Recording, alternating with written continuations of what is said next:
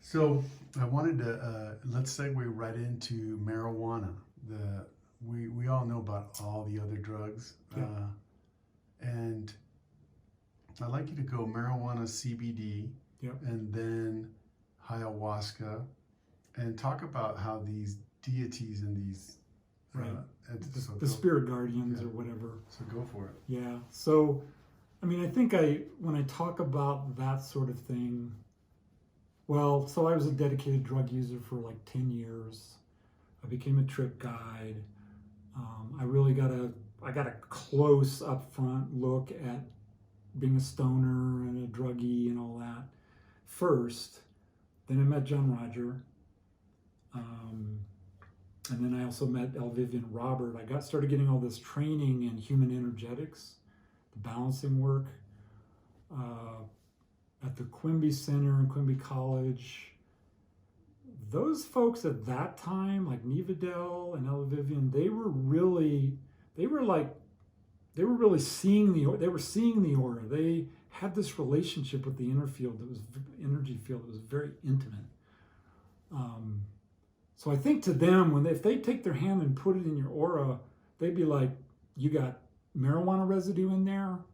Um, Shit. I mean, what have you been doing? You've been doing LSD or some amphetamines or something? Because when I look and I see all this other stuff, that's what it looks like." So I had training from people who like saw it that way. Um, so I think the preface that we are energetic beings is important. The physical body it's actually an energetic body. It's just more solidified. So to me, if I'm going to teach anybody about how drugs actually affect us spiritually, energetically, there has to be some kind of idea about the reality that we are energetic beings. And then if you have the awareness, to have some awareness of those energetic parts of who we are, past the physical body, astral body, causal body, mental body, etheric body, um, chakra centers, the way the bodies all coexist in the same space.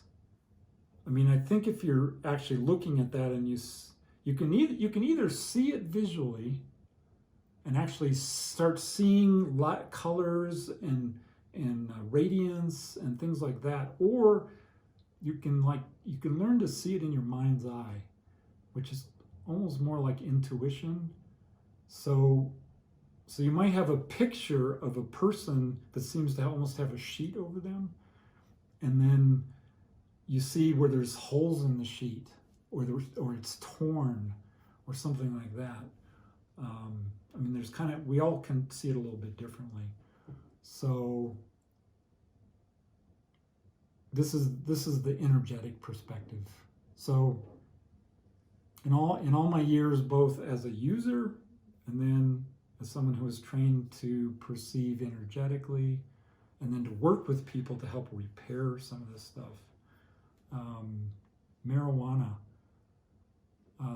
Marijuana, I've always seen it even as a druggie. Even when I was still using drugs, I saw it as the most insidious drug because it's the one that can seem the most harmless.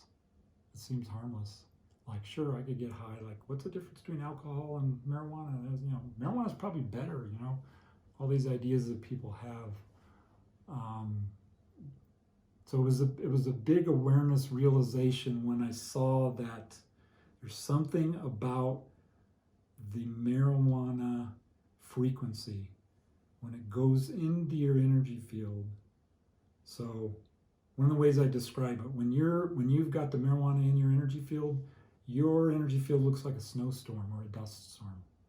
It's full of this white static energy, and if you put your hand in, it feels like you can feel resistance, and it feels kind of like gooey and sticky. There's some other people who've talked about this. Barbara Brennan actually talks about this. She's got some pretty clear descriptions of this. The marijuana,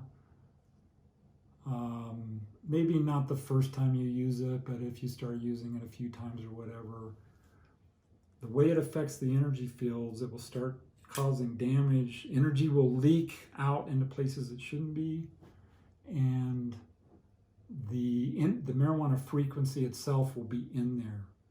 So one of the main things it does is that static energy field, that like snowstorm, it puts the emotional body on hold. So one of the really feel-good things about marijuana is that it puts the emotional body on hold.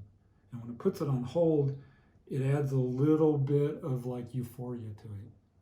So, and that's part of that's in all the neurotransmitters and all that in your physical body.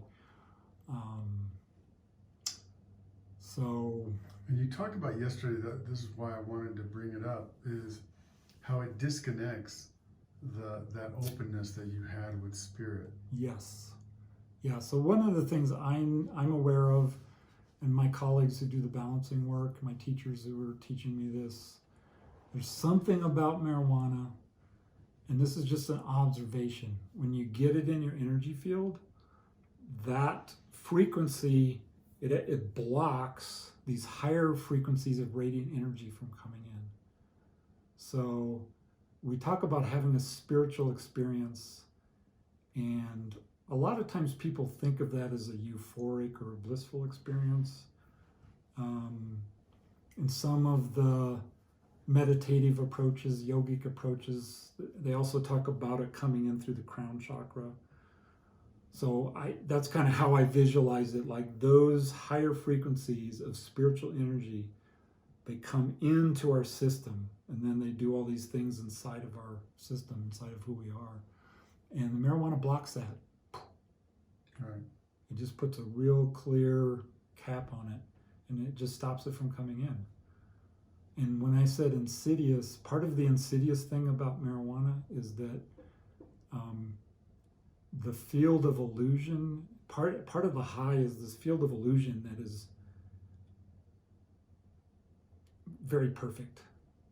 Because a lot of people who do marijuana are sure that they're feeling more spiritual energy, they're more creative, they're more this, they're more that, life is better, all those things. Only what's actually happening is there's a suppression that's happening. Their emotional body is being suppressed. Well, you talked about that there's the higher radiant energy, and then there's a magnetic energy inside ourselves, below the soul, that goes, oh yeah, it's if you don't know the higher radiant, you're tripping on sort of an inner magnetic radiant. Yes. Well, many people haven't discerned the difference between those spiritual energies and the magnetic energies. Right. So, and talk about, is there an entity with the marijuana like the CBD, and you talked about? So in my research, in wanting to really get a more complete awareness about how all this works, one of the things that came forward, actually some other people brought this up to me, because some of the groups, like when I was down in New Mexico, the Native American groups and stuff, we talk about energy healing and spiritual stuff, and then they'd invariably ask me, well, do you do peyote? Do you do ayahuasca?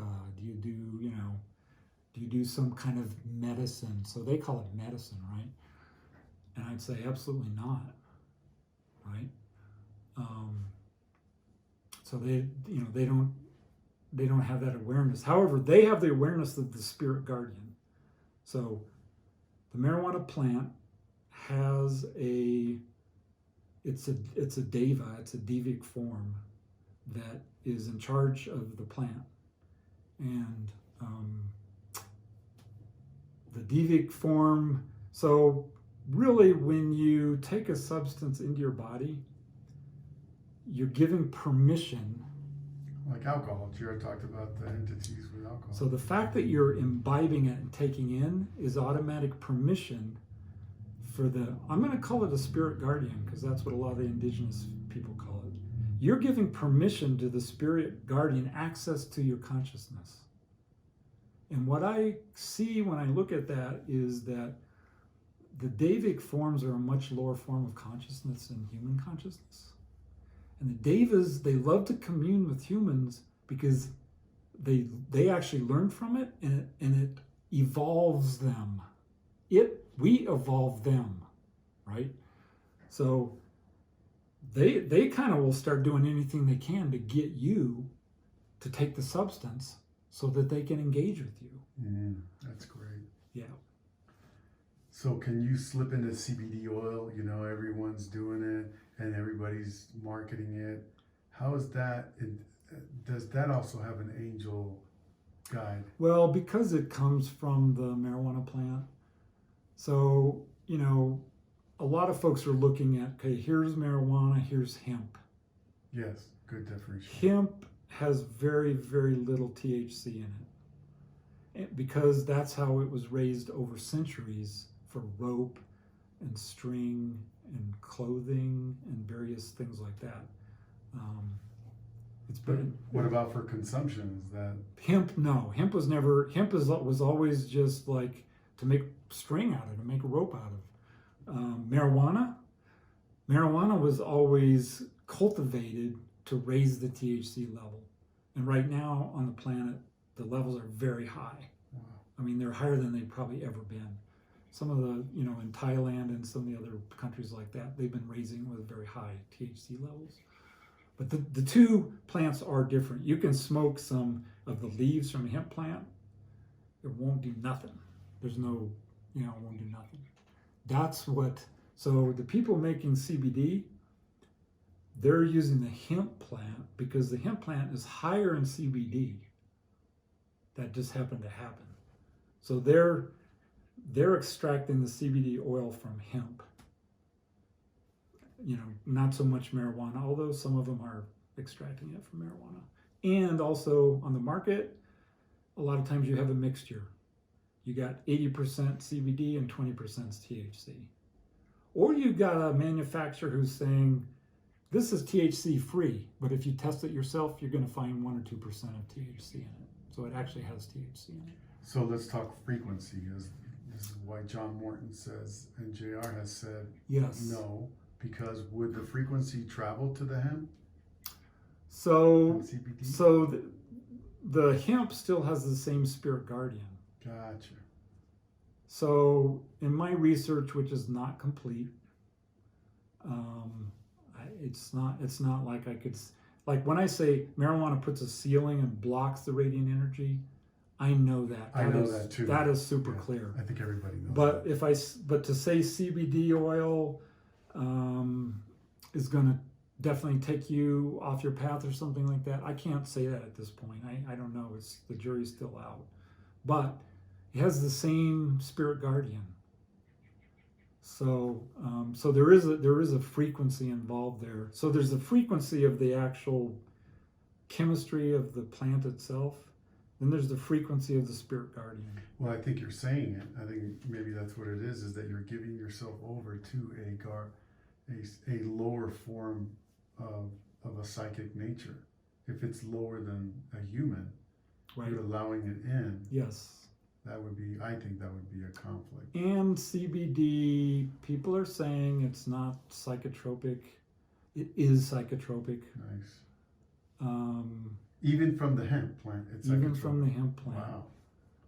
And so mildly, yes. Yeah, I mean, if you take some marijuana, the kind they're growing now, you take a little bit, you're definitely high. Gotcha. That's not going to happen with the hemp plant or with CBD oil. But there is an edge to it, and that will affect people differently. Some people it will stimulate them. Some people it will sedate them. Good. That could go either way, actually, depending on your own personal makeup. So CBD is really, I mean, I would say, if you're on the spiritual path and really going for those really high experiences and high frequencies, there's a lot of herbal things out there that are great. I would say pass on CBD. It's okay. You're not really missing anything big.